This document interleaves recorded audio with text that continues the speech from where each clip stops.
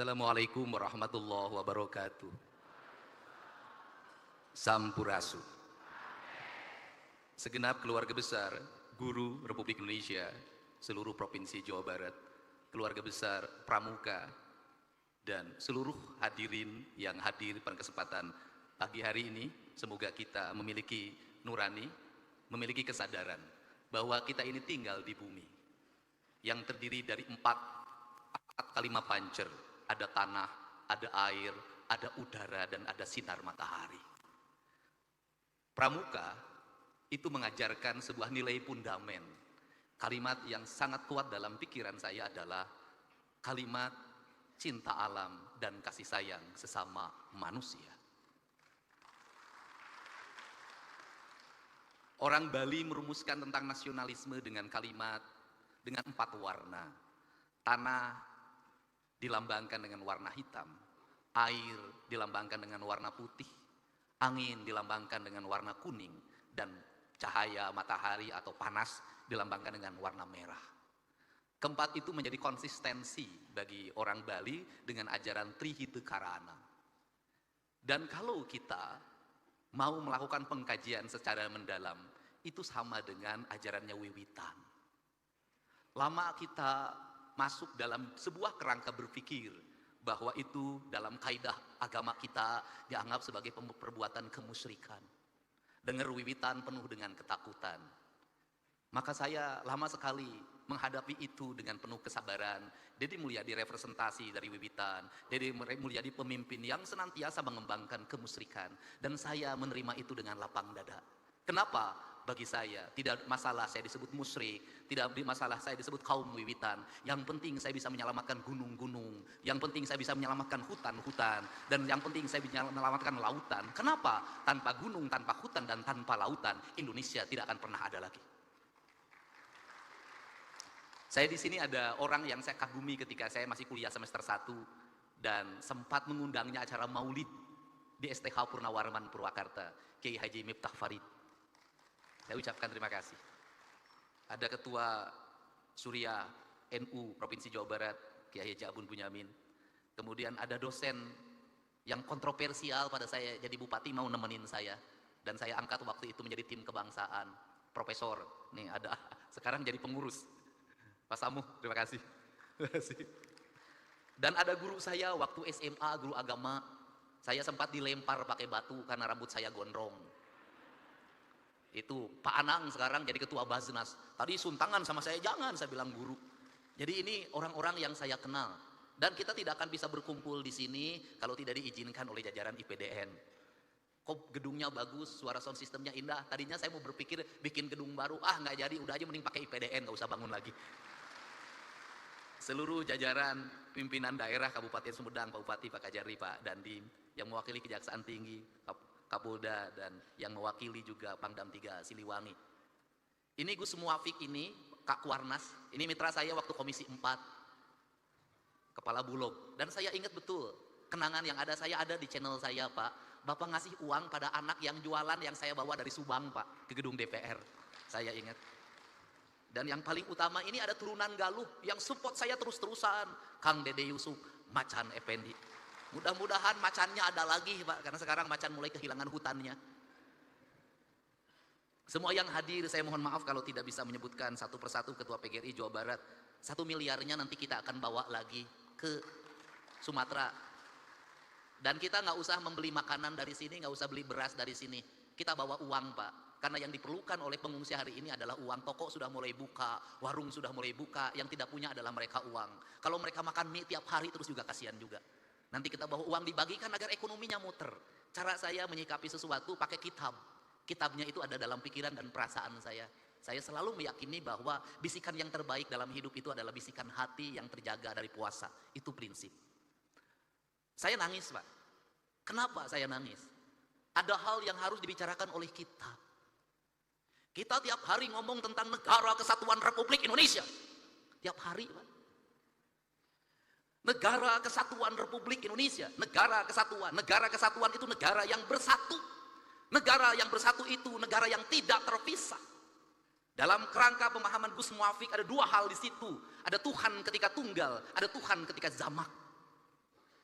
Tuhan ketika tunggal disebutnya imanensi, dan Tuhan ketika jamak disebutnya transendensi. Ritualitas kita sudah sangat taat orang Indonesia terhadap ritualitas. Umroh ngantri, haji ngantri.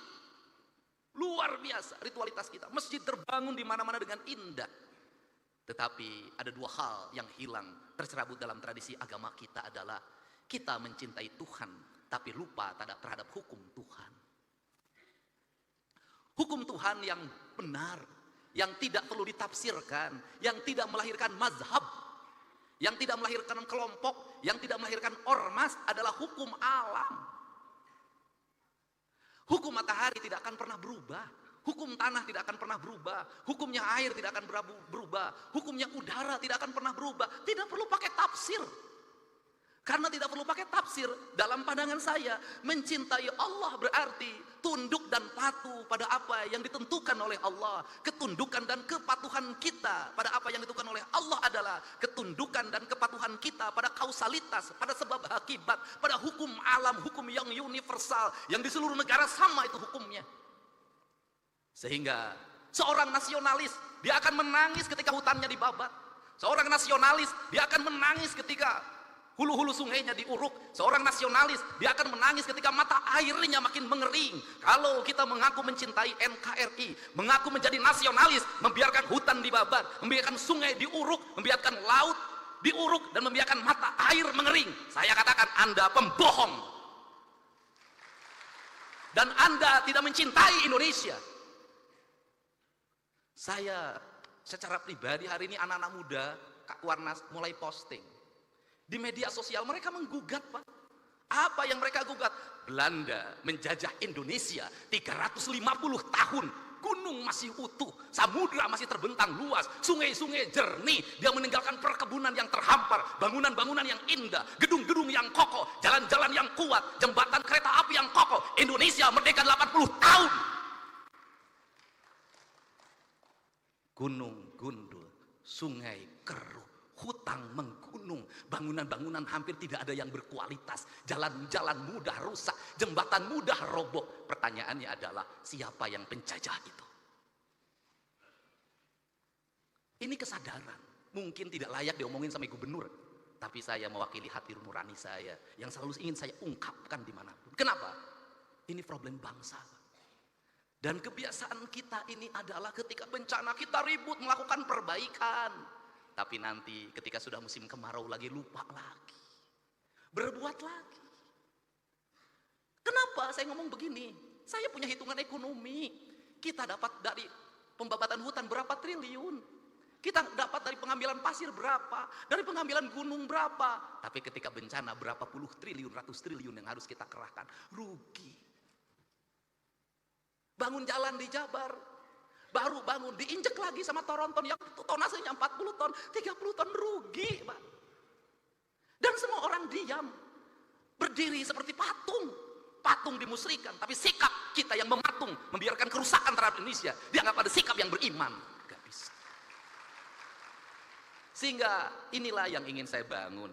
Gerakan pendidikan kita harus menggerakkan anak-anak kita kembali pada titik dasarnya. Dia adalah manusia Indonesia yang mencintai tanahnya. Problem anak-anak kita hari ini apa? Dia tidak mengenal tanahnya. Kenapa tidak mengenal tanah? Sejak lahir kakinya tidak pernah menginjak bumi. Pakai sendal, di sepatu, tidak pernah berlari di pematang sawah, tidak pernah berenang di sungai, tidak pernah dia berlari menuju gunung. Dia menghabiskan waktu dalam setiap hari hanya dengan gadget.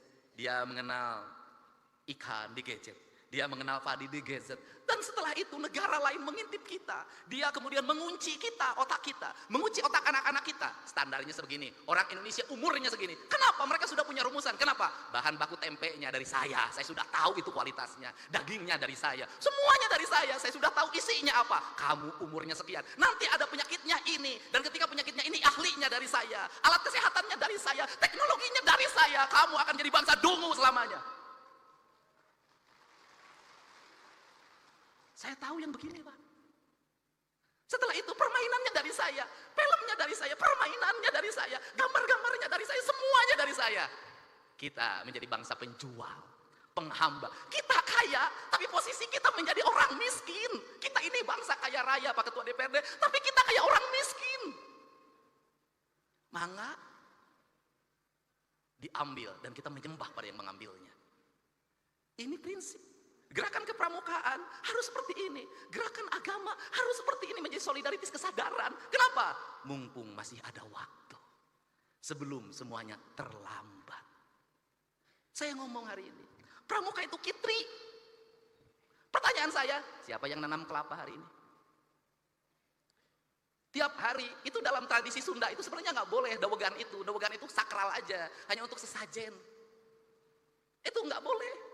Kenapa? Itu pantangan pamali. Saya tahu kalau yang mudanya diambil terus, yang tuanya tidak akan lahir. Akhirnya kita hari ini harga yang mahal kelapa. Kelapa, karena bijinya juga diperlukan untuk industri biskuit di Cina. Barang yang murah, kita ini tiap hari ngomong nanam nggak ada. Maka pemerintah Provinsi Jawa Barat tahun ini itu membuat sebuah kewajiban. Seluruh bantaran sungai setelah dinormalisasi, setelah rumah-rumah kumuhnya dibongkar, maka harus tanamin pohon kelapa sepanjangnya. Saya tiap hari nanam pohon kelapa. Kenapa? Ini pohon yang paling kokoh. Kemudian nanti itu apa yang dilahirkan dari pohon kelapa itu minyak. Dulu kita di mana di Jawa Barat penghasil minyak terbaik? Ciamis. Minyak keletik. Saya tahu betul pada saat minyak keletik dikonsumsi oleh kita, dikembangkan pikiran bahwa minyak keletik itu mengandung kadar kolesterol tinggi, berbahaya bagi kesehatan. Terus itu. Yang baik itu adalah minyak sawit. Sekarang dibalik lagi, yang terbaik itu adalah minyak kelitik barat, itu begitu. Kamu ketinggalan, yang bagus ini. Saya katakan, saya bertemu dengan orang-orang yang pinter. Dia ketawa. Apa itu? Kalian itu menuju ke tempat saya pergi. Kenapa? Kita ngikuti peradabannya orang lain sudah meninggalkan peradaban itu, dia menuju ke peradaban kita. Makanya saya berulang-ulang, kenapa saya mulai dari isu Sunda? Kenapa? Karena orang Jawa Barat itu Sunda, tadi diceritakan. Pada saat Nabi Muhammad lahir, kita sudah ada Salaka negara, sudah ada Taruman negara, sudah ada Galuh. Artinya apa? Pada saat orang lain jahiliyah, kita ini sudah berperadaban. Dari sisi sebagai bangsa, saya sangat bangga sekali pada saat Nabi Muhammad diutus untuk mencerahkan pikirannya. Orang Jazirah Arab, orang Sunda sudah punya kerajaan, orang Sunda sudah punya peradaban, orang Sunda sudah punya sistem, dan hidupnya tidak pernah berperang dan berbunuh-bunuhan. Sehingga kujang, jangan salah, kujang bukan alat perang, kujang adalah alat sistem pertanian. Bangsa Sunda tidak pernah berperang. Hidupnya menjunjung tinggi apa? Dedehan, welasan, asihan, nulung kanu butuh, nalang kanu susah, nanter kanu sieun, nyaangan kanu poeken, saudara. Sehingga menjadi bangsa defensif. Kenapa menjadi bangsa defensif? Tanahnya sudah subur. Nggak usah, biasanya bangsa yang suka perang itu adalah bangsa yang di tanahnya kering. Dia mencari sumber energi, dia mencari sumber pertanian. Kita mengesagala ayak, makanya gaya hidupnya si Kabayan. Kenapa gaya hidup si Kabayan? Bari ngagerek ceurik nu bubuk menang lauk. Sederhana. Kenapa jadi begini hari ini? Karena hari ini di Jawa Baratnya sudah ada keragaman orang. Dari Sumatera, dari Kalimantan, dari Jawa Tengah, dari Jawa Timur. Semuanya hidup bersatu di sini. Maka sekarang kita berkompetisi. Nggak bisa ngandelin lagi ngagerek ceuli. Lamun ngagerek ceuli terus kayak manajer benangku batur. Alam. Makanya dirubah lagi oleh saya, harus kecekatan, tepat waktu, efektif. Dan saya contohkan di acara-acara provinsi, MC cuman pertama, kesininya nggak usah. Kenapa? Menghambat waktu dan cermin orang bodoh. Kenapa cering orang bodoh? Itu jadi gubernur yang nggak ngerti apa-apa. Diukwe ditita, maju ke depan pidato aja disuruh. Yang terhormat Bapak Guru kami, persilahkan. Maju kudu persilahkan, ambil kesempatan, jangan nunggu dipersilahkan.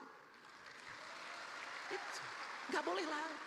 Efektif, satu hari sekian acara. Kenapa saya ingin mengefektifkan ini? Kenapa? Karena keuangan saya efektifkan, waktu saya efektifkan, kinerja ini saya kasih tahu ke teman-teman DPR. Ini aja yang menarik di Pemda Jabar. Pada saat pegawainya full kerja, kinerjanya lemah. Pada saat pegawainya setengahnya yang kerja, setengahnya di rumah, kinerjanya malah lebih bagus. Kenapa itu dilakukan? Duitnya kan kita berkurang 2,458 triliun. Saya harus ngirit listrik, saya harus ngirit air, dan kemudian jalan nggak usah macet kalau pagi-pagi.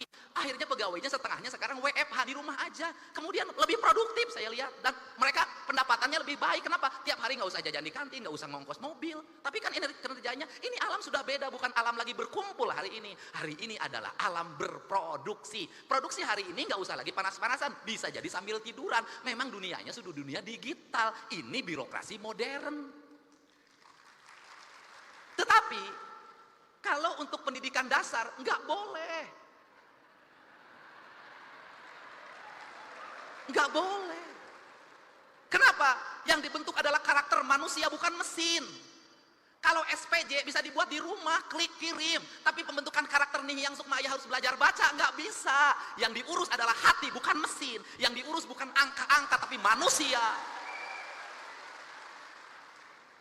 Jadi saya tidak setuju anak SD menggunakan HP, anak SMP menggunakan HP. Kenapa? Pembentukan karakter dasar. Mereka harus tahu cara minum, mereka tahu cara makan, mereka harus bisa berlari, mereka harus bisa berjalan, mereka harus bisa bernyanyi, mereka harus bisa baca sastra, mereka harus bisa main musik, mereka harus bisa berinteraksi sosial. Kerakyatan yang dipimpin oleh hikmah kebijaksanaan dalam permusyawaratan perwakilan. Ya harus manusia. Pada akhirnya, yang dunia digital juga ada waktunya bertemu. Kenapa? Karena rindu tak pernah tertahan. Nanti ada kangennya, pegawai-pegawai Pemda kangen berkumpul. Sebulan sekali bertemu, kenapa? Karena rindu itu tak bisa hanya dengan video call. Tidak hanya dengan chat. Pada akhirnya kita adalah manusia nyata, bukan manusia maya. Nah, kerangka ini harus dibangun. Sehingga apa? Ini tantangan buat MUI. Kalau selama ini selalu dikatakan dosa besar itu berzina, ya. Judi, ya. Tapi menurut saya, hari ini harus ada yang ditingkatkan. Dosa yang paling besar itu adalah merusak alam. Paling besar. Yang berzina, hukumnya dirinya, dan istrinya, dan keluarganya. Tapi membabat hutan di Ciwidey, membabat hutan di Pangalengan, banjir lumpur, triliunan uang dikeluarkan, menormalisasi Citarum, pada akhirnya tidak bermakna karena lumpur gunung masuk Citarum dan meluap. Berapa penderitaan yang dialami oleh banyak orang. Dan sebaik-baiknya manusia adalah yang bermanfaat bagi orang lain, dan seburuk-buruknya manusia adalah yang melakukan kerusakan di muka bumi. Kenapa? Karena kerusakan alam memperpendek umur bumi, bukan hanya umur dirinya, tapi umur bumi, mempercepat proses kiamat. Dan sekarang kiamat mungkin terjadi karena teman saya namanya Ahmad sudah punya cucu. Dia dipanggil kiamat sekarang. Ini para bupati hadir, terima kasih. Ini penting, Pak. Jadi, apa concern kita, agama kita hari ini? Saya kemarin ketemu dengan ketua Persis, ketua Muhammadiyah, ketua NU. Saya bilang, fikih yang paling kuat hari ini adalah fikih lingkungan. Kenapa? Malu, Pak. Anak-anak muda sekarang tuh tidak seperti kita. Kita masih jaga-jaga kalau ngomong. Anak muda sekarang tuh berani posting, Pak. Dan berani mencaci maki orang tuanya. Dia ngomong begini, kan kita malu kalau digituin. Orang Indonesia ini paling banyak berdoa. Tapi orang Indonesia itu paling banyak bencana. Kan malu digituin. Orang Indonesia itu paling banyak berdoa. Tapi paling banyak orang yang sengsara. Orang Indonesia itu paling banyak berdoa, tapi buang sampahnya di sungai, buang sampahnya di mana saja. Membabat pohon itu bukan hanya 1 meter, tapi ribuan kubik, jutaan kubik, menimbulkan kesengsaraan, dan itu dibiarkan. Padahal tiap hari kita berdoa pada Allah, kita ingin dijauhkan dari bencana. Kita tiap hari berdoa pada Allah, ingin dijauhkan dari bencana. Tapi menurut saya doa ini tidak akan bermakna kalau yang menjadi penyebab bencana terus dilakukan tanpa henti. Kita bicara hakikat, tapi syariatnya tetap terjadi kerusakan, tak ada makna. Untuk itu, maka saya sampaikan, ini tantangan bagi pramuka. Hari ini, Pemda Jawa Barat mulai menanami pohon-pohon enteh-enteh, areal perkebunan enteh yang kosong, itu ditanamin oleh anggaran provinsi, orangnya digaji. Kita punya rencana juga dan akan berjalan, dan Januari efektif. Orang yang nanam pohon dan ada sekian satu orang 2 hektar, itu saya gaji setiap bulannya sampai pohonnya nanti besar. Kenapa? Ini sebuah kepentingan. Ada 2 dimensi yang ingin dilakukan di situ. Yaitu yang pertama adalah dimensi alam yang harus terselamatkan. Yang kedua adalah dimensi sosial ekonomi, di mana rakyat kita butuh uang. Saya jujur, ini ada sayuran tapi tetap saya kritik. Apa yang dikritiknya adalah mohon engkol, wortel, kemudian buncis, yaitu tanaman yang dibawa oleh Belanda. Itu makanannya orang Eropa. Di orang Indonesia nyebutnya sop. Bedanya adalah kalau orang Eropa makan sup itu sebelum makan. Makan sup itu sebelum makan. Kemudian dikasih dagingnya daging yang bermutu. Orang Indonesia itu adalah makan sop keur muludan. Dagingnya make gaji. Terus dalam posisi tidak panas. Dimakannya oleh ajengan oleh kiai setelah ceramah jam 12. Kebayang, Pak?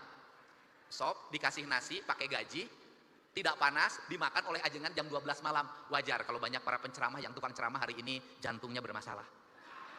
Ini fakta, Pak. Serius saya. Nah, ini tanaman Eropa dibawa. Dan memang ini tanaman itu harus nyari daerah dingin. Jadi kalau ini terus berkembang dan dipacu produksinya, saya katakan nggak usah waktu lama, Pak. Gunung di Jawa Barat rontok semuanya. Kenapa? Tanaman ini sekarang sudah naik ke arah Cikurey. Tanaman ini sudah naik ke arah Gunung Wayang, ke arah Gunung Windu. Dan itu saya berkomitmen siang ini mau saya kumpulkan untuk nggak boleh lagi alih fungsikan lagi tanamin kopi, tanamin duren, tanamin kayu-kayuan, tanamin teh. Udah saya biayai oleh provinsi. Kenapa? Kalau provinsi mengeluarkan 1 triliun itu kecil. Kalau bencana lebih dari segitu yang harus dikeluarkan. Bapak mau lihat di mana? Mau lihat Lembang. Terakhir saya pesen, Pak, bukan nakut-nakutin, Pak. Karakter Sumatera itu sama dengan karakter Jawa Barat, Pak. Tanahnya sama suburnya.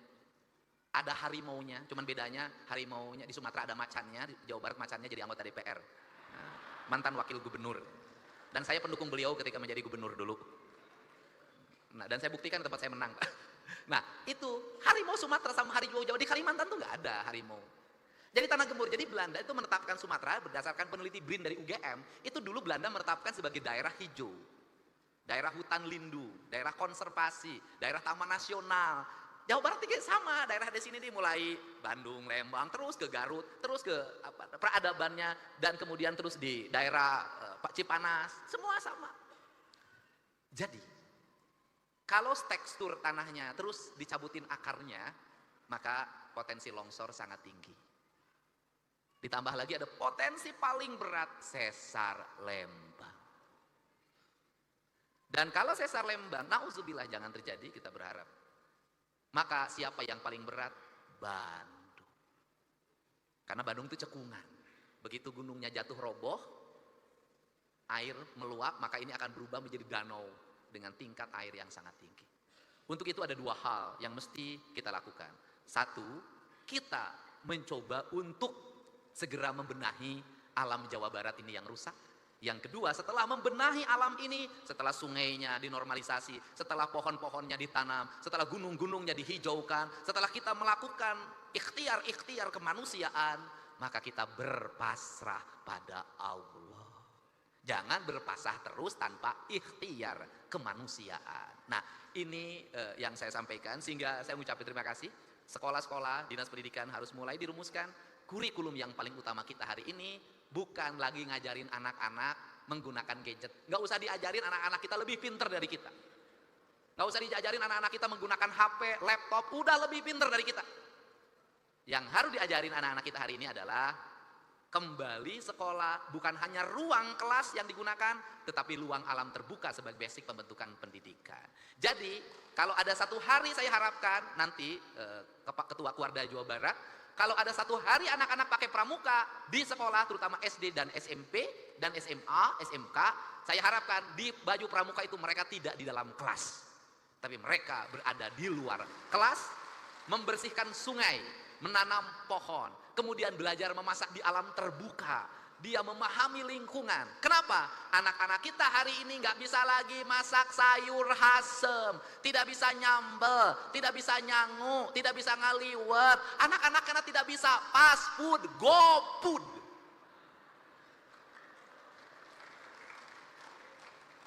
Dan saya katakan, saya bukan menakut-nakuti. Kalau anak-anak kita mengkonsumsi makanan-makanan kelas rendahan, umurnya terbatas, penyakitnya banyak. Anak kita nggak lagi pagi-pagi minum teh manis pakai gula aren, nggak ada, langsung kemasan berwarna, kemudian bergula, bersoda, sehingga umur 18 tahun banyak yang gagal ginjal, umur 20 tahun kena diabetes. Orang lain senang lihat kita, senang. Kenapa? Generasi muda Indonesia lemah. Kenapa mereka senang? Kekayaan alamnya melimpah. Dan di negara yang kekayaan alamnya melimpah, negara itu harus hati-hati karena dia bidikan banyak orang. Untuk itu saya ini yang menegaskan kembali lagi, karena pramuka itu ngajarin itu semua. Dan yang berikutnya lagi pesen, kalau perkemahan harus dihidupkan lagi, kerjasama TNI Polri menjadi pembimbingnya.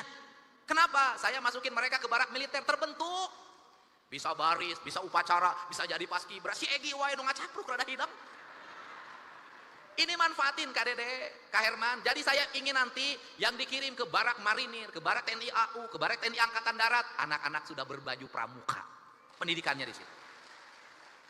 Ini pembentuk karakter-karakter ini, karena kerjasama kami dengan Polda, dengan Polres, hari ini angka geng motor sudah hampir menurun. Yang terakhir kemarin di Bandung sudah ditangkap. Kita ini waktunya hanya terbatas dengan Pak Kapolda. Pokoknya Pak Dedi, Pak Gubernur, 2 hari pasti kena.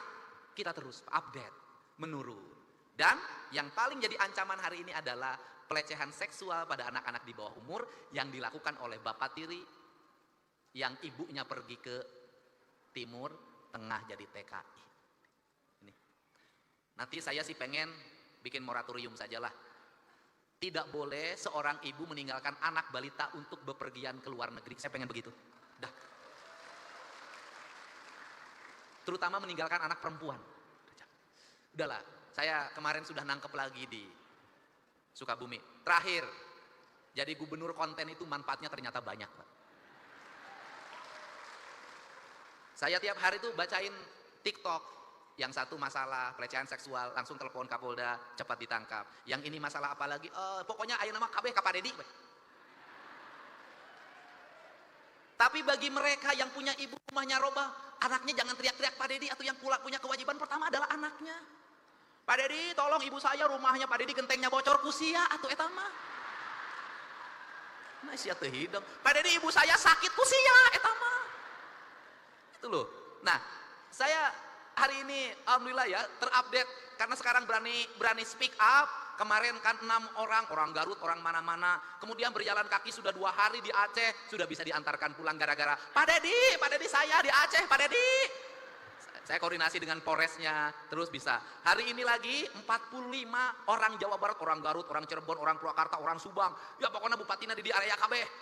Ya, kemarin dia di Takengon, di daerah saya telepon Kapolres Aceh Utara, itu kan nggak bisa ditembus. Hari ini sudah bisa tembus, mereka sudah ada di Lok Semawe. Hari Kamis mau saya jemput, saya kembalikan ke kampung halamannya. Itu gara-gara gubernur konten. Nanti ada manfaatnya itu. Nah, cuman yang tidak saya layani cuma satu. Pak Dedi tolong kawin saya. Nah, itu saya tidak layani.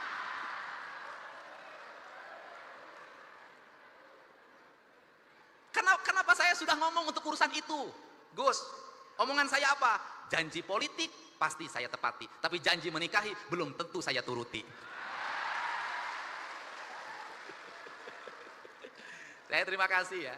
Dan ya kita hari ini sudah orang Jawa Barat, saya meyakini kita punya harga dan punya martabat.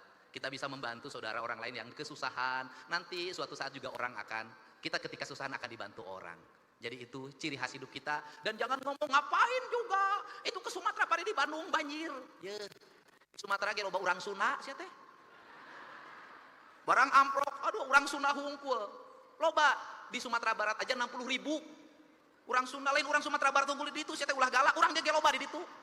Loba sia teh.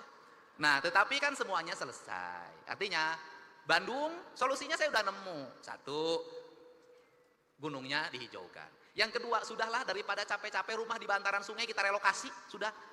Pimpinan DPR saya mohon izin. Daripada terus-terusan tinggal di bantaran sungai ada hampir 1.500 rumah, mau tiap tahun gitu-gituan, udah daripada tiap tahun ngomong hal yang sama, kita pindahin, sudah. Cukup duit kita untuk menyelesaikan mereka, cukup. Asal kita mau efisien, sudah selesai. Saya pilihnya begitu. Tiap hari saya paling lucu itu di Dayakolot. Yang paling utama Dayakolot itu bertentangan dengan keadaan. Ai dayeuh teh pan kota, ai kolot teh orang tua, ayeuna geus nu batur kabeh.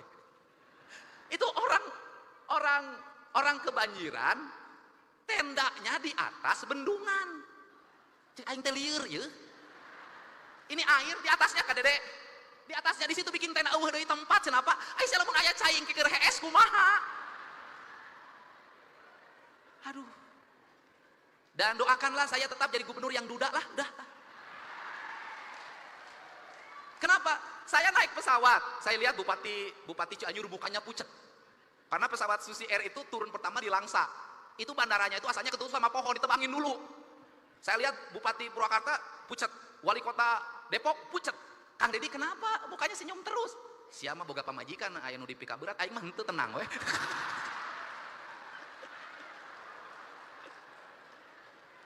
Orang lain begitu turun langsung WA-nya pada keluar. Papa, alhamdulillah selamat papa, muah. Aing begitu dibuka, begitu ada WA langsung. Pak Deddy, ya anu di Bandung ya daya kolot ya butuh selimut ya Pak Deddy. Aing nu kieu di wae ka aing.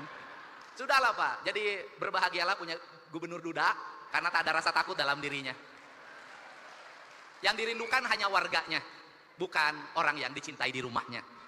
Biarkan saya tadi pagi itu anak saya ngamuk. Pucat wajahnya, dan kemudian ternyata nih yang itu marah karena ketuk kamar saya dikunci, saya lagi mandi. Kemudian kamu kenapa? Habis itu anak saya langsung masuk kamar meriksa. Ternyata anak saya cemburu, takut saya ada perempuannya di dalam. Udah nih yang kan ayah sudah ngasih tahu, ayah tidak mungkin bawa perempuan di hadapan nih yang kan gitu.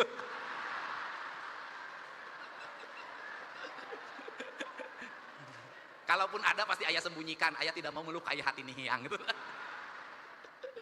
Ya, orang lain berpikir ngemadu, saya satu pun belum pernah bertemu.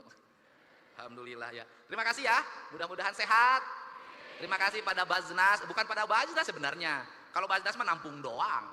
Terima kasih pada ASN Jawa Barat yang membayar zakat lewat Baznas.